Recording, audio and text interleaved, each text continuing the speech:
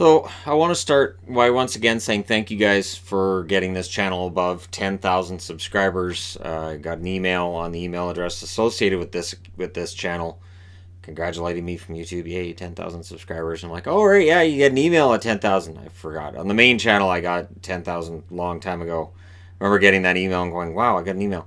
Anyways, so that aside, I want to talk a bit about AEW's week number 3 of Dynamite. And honestly, this is just a pure wrestling show. The ratings dropped a bit, but not a lot.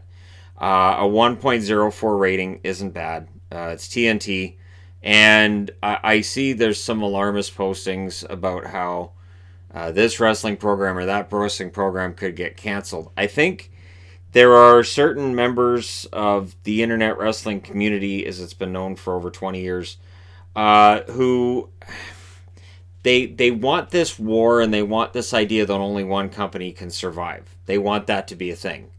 That somehow either AEW or WWE need to fight harder or else one of them's going to go out of business. Neither of them are going to go out of business. For AEW, they're keeping their costs down. Remember, they're not doing house shows. And they're not putting their wrestlers through the same kind of schedule WWE does. Wrestlers are very well paid, but if you look at the shows themselves, you can see where AEW doesn't have the kind of costs WWE does. So the top guys are getting big money, and I'm talking like Jericho. Jake Hager's probably making big money too.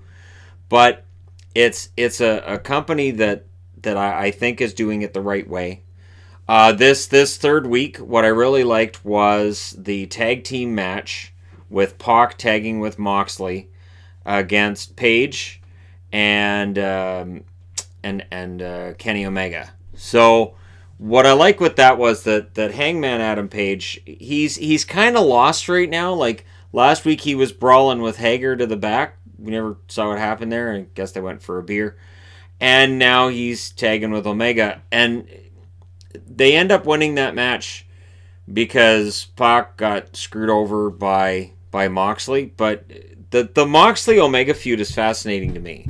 So the idea of the barbed wire weapons and what they're teasing with that, and yet Moxley won't take the free shot when he has it, and then you've got Pac in the middle of there like, no, what are you going to do? We're going to get disqualified. And now Pac next week is facing Jon Moxley. They are intertwining these characters, and they're creating this really interesting feud that's got different facets to it. And honestly, only 3 weeks in, yeah, I'm hooked. I want to see what happens next. And it doesn't. Part of the reason that wrestling fans, and there is a difference. Wrestling fans really enjoy what's going on with AEW for the most part. Is nobody's coming out of these shows looking like a chump. Nobody's coming out of these shows looking like a joke, or like they're weaker than everybody else. A good example would be the title match this week. You have Darby Allin, who's 172 pounds, in against Chris Jericho. If you had this match on Raw or SmackDown, Allen's going to get destroyed. What they did was good. It was that, Jericho gets the win. He needed some assistance. They made it look like he held on by the skin of his teeth.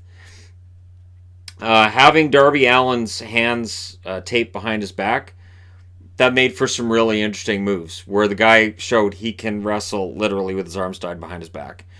So for Darby Allin, it makes him look like a star, makes him look like a threat, going into whatever feud he ends up in, or if he stays in a feud with Jericho, fine. But to me, it's obvious that him and Sammy Guevara would be a really good feud, and so I'm excited to see what happens there.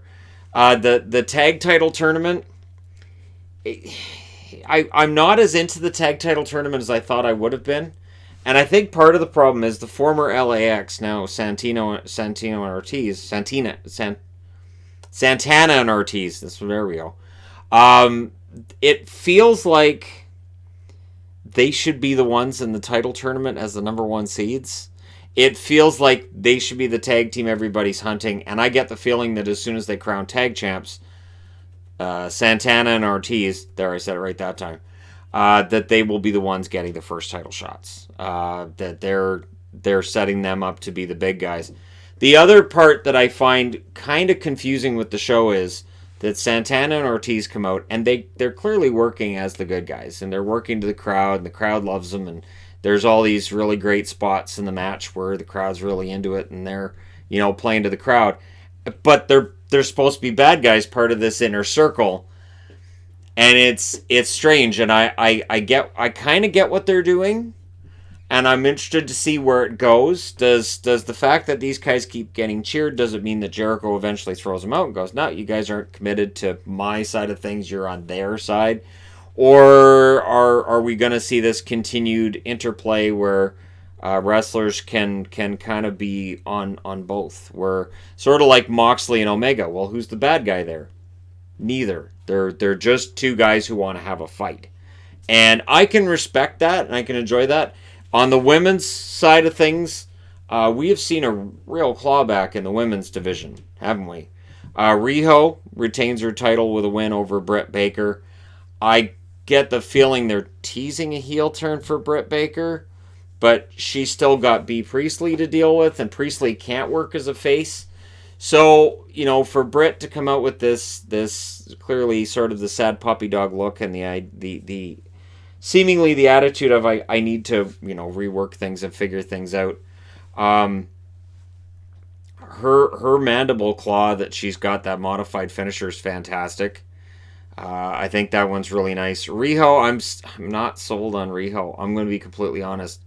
Hard worker, good wrestler, but I don't know. I mean, the funny part was they talked about the crowd being like all excited, and then they showed a crowd shot, and there were 3 people applauding, and everybody else is just, as she's going into the ring, and like, the crowd loves her, and I'm thinking, I don't know, they seem kind of indifferent to me.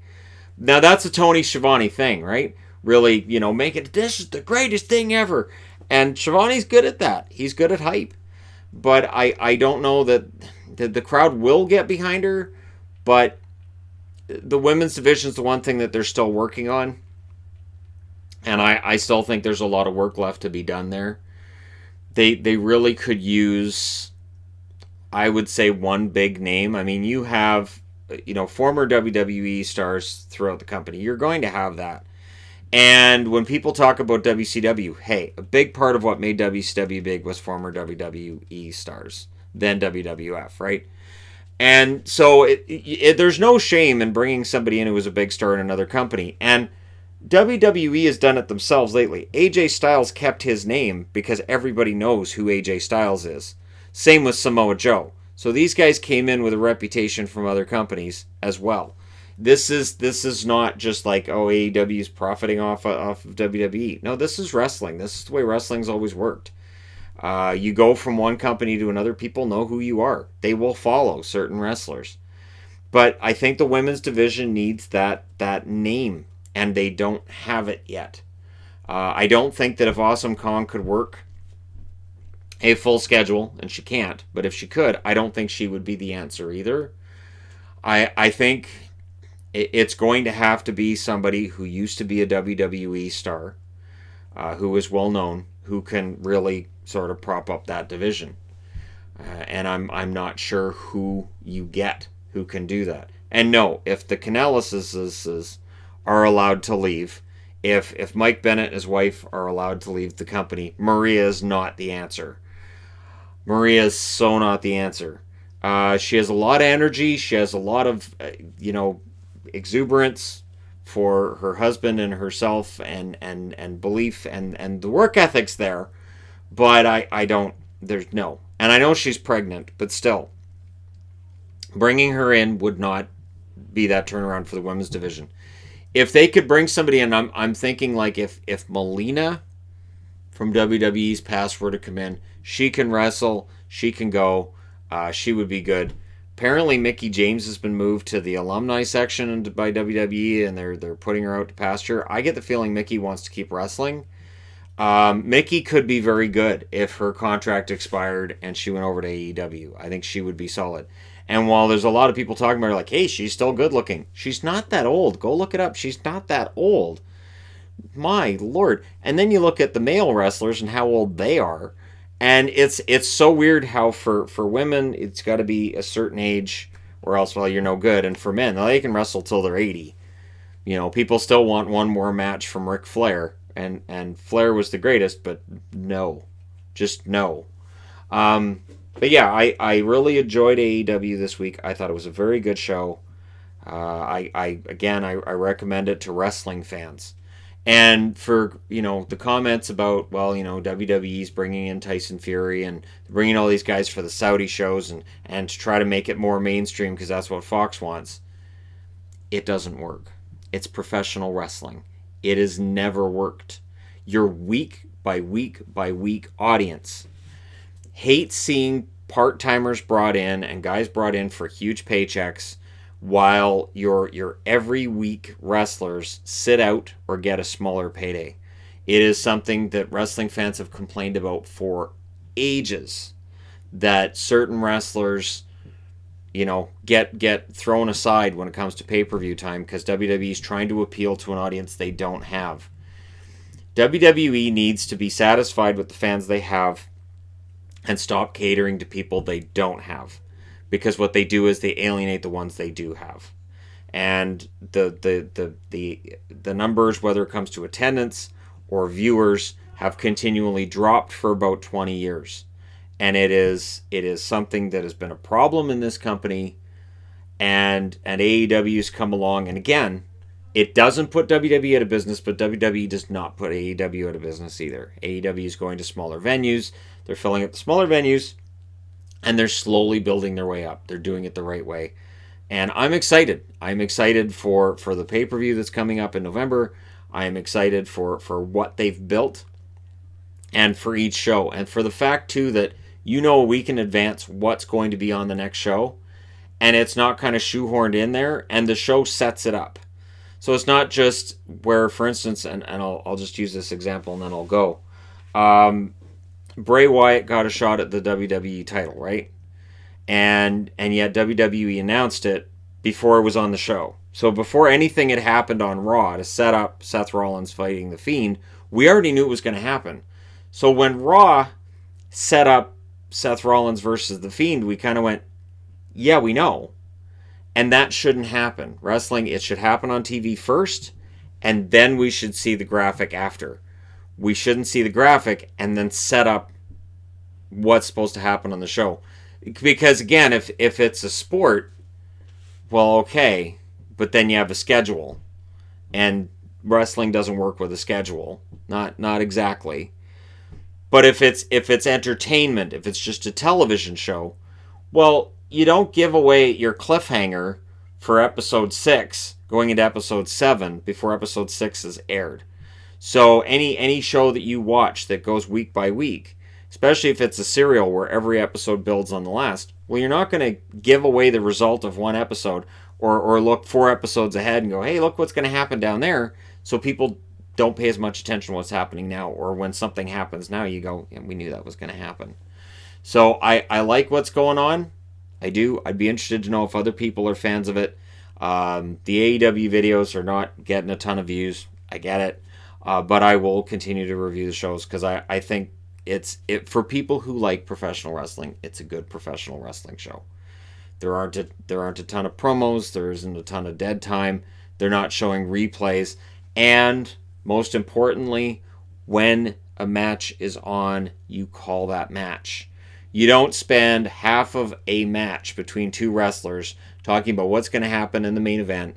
You don't spend half of that match talking about everything and everybody else that's not in that match. Because what that tells the viewer is, this match you're watching right now, it doesn't matter. Nobody really cares. We don't even care, and we're sitting at ringside watching it. So why should you care at home? That's been my feeling on it.